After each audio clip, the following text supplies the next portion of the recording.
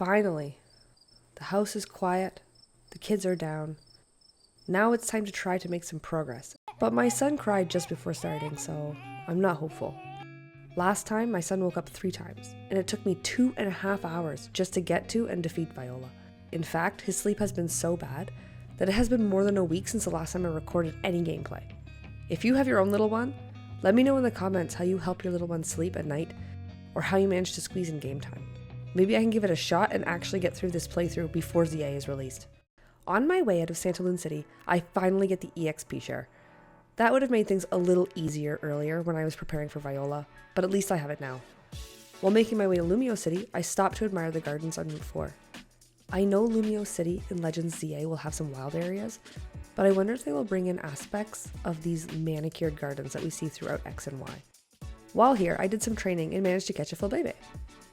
Definite improvement to Sammy, who almost died to a Corphish, and the Fletchling. I'm having flashbacks to the whole Caterpie debacle. And I'm definitely not helping here. My sleep-deprived brain had me send out a Litleo against another Corphish. Yeah, that's not going to be my last moment of stupidity. I make it to the end of the route where I meet Sina and Dexio. It has been so long since I played these games that I forgot this is where they were introduced. I remember seeing them in Sun and Moon and knowing that that's not the game they're originally from, but I didn't remember that they were originally from X and Y. I made it into Lumiose City without any disruptions or roadblocks. Of course, I don't do myself any favors by exploring the city for a little bit. I do want to be able to compare the layout and overall vibe between the OG Lumiose City and the revamped one in Legends ZA. I finally head back to Sycamore's lab and soundly trounce him in a Pokemon battle. Since none of the starters are Kalos Pokemon, I just picked Charmander, like a mainstream loser, and put him in the box.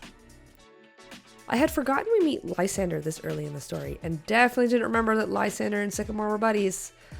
I'm glad at least Sina has better taste.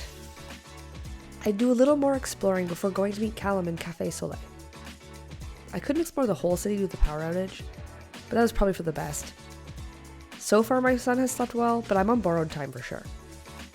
But I still did the double battle restaurant for some additional training. Grant is level 25, so I need to train up a bit before I get there. Now I can finally head to... what's this?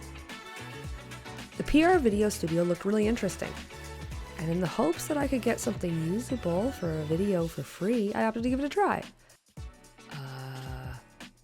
No. Definitely not. No. Never again. That was a total waste of time. Finally at Café Soleil, I'm introduced to Diantha, and the creep Lysandre is there too.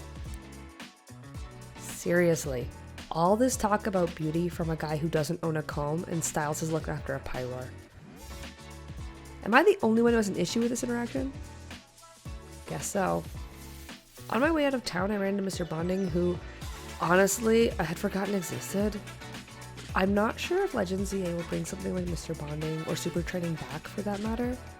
I'm not sure how they would implement it, but they do play a big part in these games. Finally out of Lumiose City, after over an hour of playtime, I run into Karina and her Lucario, neither of whom I particularly care about at that particular moment. I really need to pick up the pace. I start down Route 5 and I catch myself a Furfrou and a Pancham, the latter of whom will be perfect for Grant. My son started crying in the midst of training, which delayed things a little bit further, but after settling him back down, I updated my team and continued on my way. With Pancham and Flabebe, I have the perfect team for Grant. Or I can learn about horde encounters. And then battle Tierno, where Poe gave a very underwhelming performance. Starting to feel a little less confident about Grant. Now I can head straight for Grant. Or I get an annoying call from Mr. Creep's labs as soon as I arrive in Campfire Town. And forced to go to Chabonneau Castle.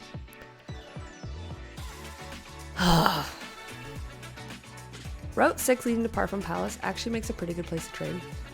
But having now wasted 2.5 hours exploring and training, it was time to call it night. The next day, I managed to get my kids down at a reasonable time and continued on my journey. I opted to do a little exploring and training as the night was still young, clearly still very overconfident, and I ended up losing Flabebe to a Furfrou because I don't math good. There are some real randos in this grass too, like a random lady with her groceries and a couple of tourists on a honeymoon. But I did manage to find a Honedge. Not helpful for Grant, but an awesome Pokemon that I don't think I've ever used. So, I've been spoiled with recent games and how they tell you what moves are most or least effective. Because of my sleep-deprived stupor, I tried to take out a Venipede with Poe, but the Esper I found next should help with any future poison types, assuming it stays on the team. Finally ready to enter the palace, I opted to talk to a couple people outside in the hope of some free items. I'm a little bit of a loot goblin. Instead, I met a couple who definitely don't have kids. You're asking the wrong questions. The real question is, how long does it take to clean the place? Now, all I need to do is ask this fancy rich guy for his Pokeflute. Or I need to hunt down his dog. I get this is supposed to be a callback to the Farfetch'd in Gold and Silver, but this is taking valuable time. Why? Why? Please stop. So, I'm too dumb for this, and the game had to slow walk me to the solution. Please don't judge me. With Furfur reunited with his obnoxious owner, we can get the Pokeflute and wake up Snorlax, and finally move on. Only to get stopped to be introduced to the daycare, and the Battle Chateau, and a 2v2 battle with Callum, Trevor, and Tierno. I'm pretty sure it's supposed to be going to Cyllage City, but Callum mentions Ambrit Town, so I go that way instead, which I think is the way I'm supposed to go anyways. But the whole time I get this sinking feeling that I'm going the wrong way, especially since I can see my desired destination at the bottom of the glyph. Thankfully, it does appear I went the right way, as there's a whole Team Flare story arc in Glittering Cave. And I am rewarded for my patience with a Jaw Fossil. Yay, Tyrant! Although this one Flare Grunt did try to make my life difficult with their yawn shenanigans. Didn't appreciate that. At this point, I'm really liking how my team looks and finally get to head towards Cyllage City, battling everyone I can find in order to train. Being another 2.5 hours in and still no peep from my babies was very encouraging. Yes, I once again did a lot of unnecessary exploring. Being a loot goblin, and more than the Lady D, I had managed to burn a lot of time on my way here. So I decided to forego exploring Cyllage City for another day and headed straight to the gym to take on all of its trainers. This got Poe and Tinkerbell both to level 25. So after dropping off all the other team members in the box, I was ready to take on Grant. Just as I entered battle with Grant, I started to hear my little one fuss. No, I am this close.